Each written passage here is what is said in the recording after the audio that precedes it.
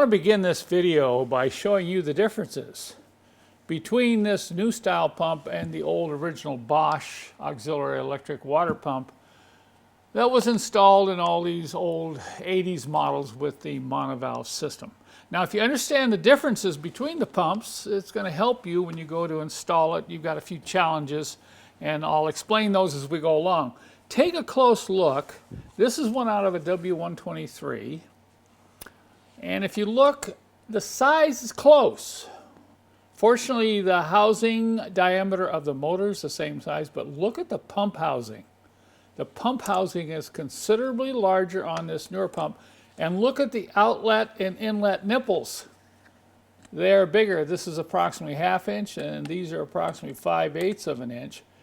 So you have right here a higher volume output pump.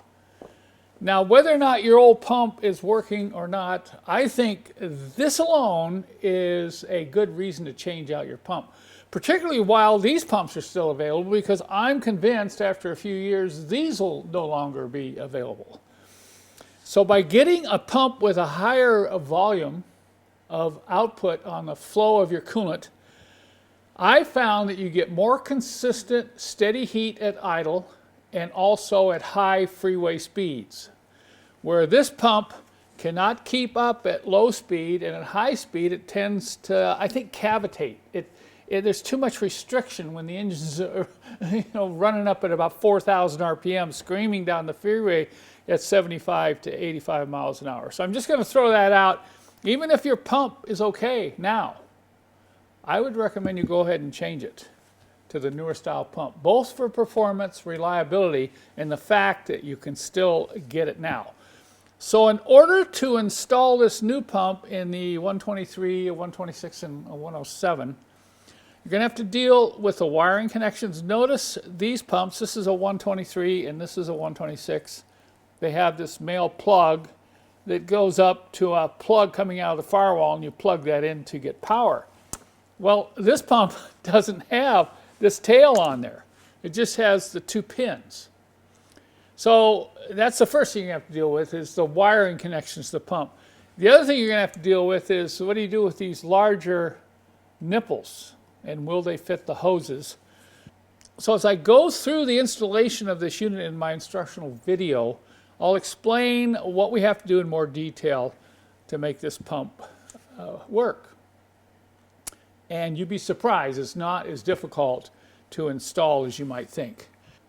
Now that you understand the differences between these two pumps, I want to show you what I include in the kit and why. Along with the new Bosch pump, I include the items shown here. You can see I've got some electrical items to make those electrical connections and a few other things. You're going to have to find a way to connect your power source to these 2 pins.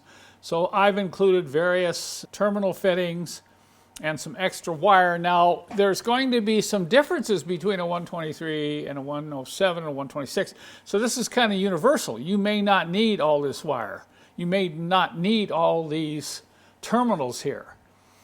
But you're looking at this and you say, well, why the fuse? Well, I've said this in my other videos, that I believe you need to attach a fuse to this motor so that if any time this motor either overloads or seizes up or malfunctions, you're not going to get a power feedback into the climate control panel, which will damage it. So having a protective fuse connected to this motor will protect your climate control switch panel over the long haul. I provide a couple fuses. I provide an extra ground lead that, it's green, but that's just what I had. And a couple of zip ties, you can tie the wire up. And when we get into this instructional video in detail, I'll explain the options and exactly how you use all these items. But you're looking at this, say, well, why the silicone grease and why these 2 Q-tips? Well, there's a couple things that are kind of challenging, and one of the things I found challenging working with these old systems is trying to get the pump off this old rubber mount. It's so stuck on there that you're going to have to wiggle it off. This is a W126, but you're going to have to wiggle it off and pull on it and eventually get it off the old motor. Then you're going to have to try to get it on this new motor. Well, if you take the silicone dielectric grease with a swab and just put a light coating of silicone in this rubber, you'd be amazed how easy it is to slip the motor onto this rubber shock mount. Look at that. Now you try that. Just try that without silicone dielectric grease. So I just wanted to eliminate some of your frustration getting this installed. And you'll find having this on hand is really handy. Not only for this, but anytime you're installing rubber parts that have a tight fit to them, just a light coating. We're not talking about a whole bunch, but just a light coating of silicone dielectric grease will really make it easy to get these parts on and off.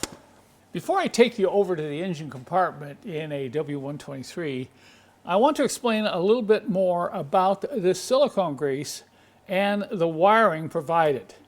You already got to see me push this new motor onto this rubber mount, but there's another reason I provide this silicone grease in the kit. It's probably even more important, because we talked about the difference in the nipple sizes and the difference in the hose sizes, and you're thinking, well, how am I going to get these larger nipples on to the smaller hoses on my car? Well, what's really interesting is that Mercedes-Benz uses a coolant hose that is very flexible. Now here you see the pump fitting on this hose, and it goes in fairly snug, and of course it's clamped down. But watch this. You get this larger 5/8 nipple on these newer motors and try to shove it in, it's real tight, see that? But if you just take a small amount of silicone grease and just wipe it right in here like that, don't put too much. Now watch this. This is really slick because you're going to be able to use your original hoses to get this new pump installed. So you just start to twist and you'll get right in there and look at that hose expand. And you just roll it right in there. You almost don't need to use a clamp, but you can use the original clamps, and you get this aligned. Having a little bit of silicone there also helps you with getting this lined up, and then you just clamp it down. So don't be alarmed, wondering how am I going to get these larger nipples onto my original hoses. They'll go on, and they'll go on quite easily when you apply a little bit of this silicone grease I provide in the kit.